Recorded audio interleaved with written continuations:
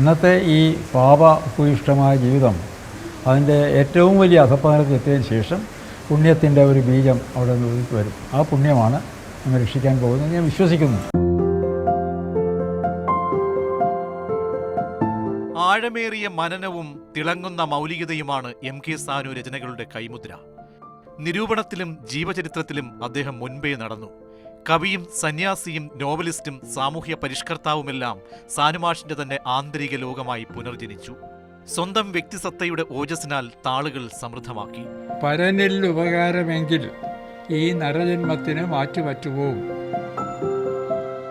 ചങ്ങമ്പുഴ നക്ഷത്രങ്ങളുടെ സ്നേഹഭാജനം, നാരായണ ഗുരുസ്വാമി, മൃത്യുഞ്ജയം, സഹോദരൻ അയ്യപ്പൻ, കാറ്റും വെളിച്ചവും തുടങ്ങി നിരവധി കൃതികൾ. കേരള സാഹിത്യ അക്കാദമി പുരസ്കാരങ്ങൾ, വയലാർ അവാർഡ്, മാതൃഭൂമി പുരസ്കാരം, പത്മപ്രഭ പുരസ്കാരം, സാനുമാഷിനെ തേടി വന്ന അംഗീകാരങ്ങൾ നിരവധിയാണ്. ഇതിനപ്പുറം വിപുലമായൊരു ശിഷ്യസമ്പത്തുണ്ട് സാനുമാഷിന്.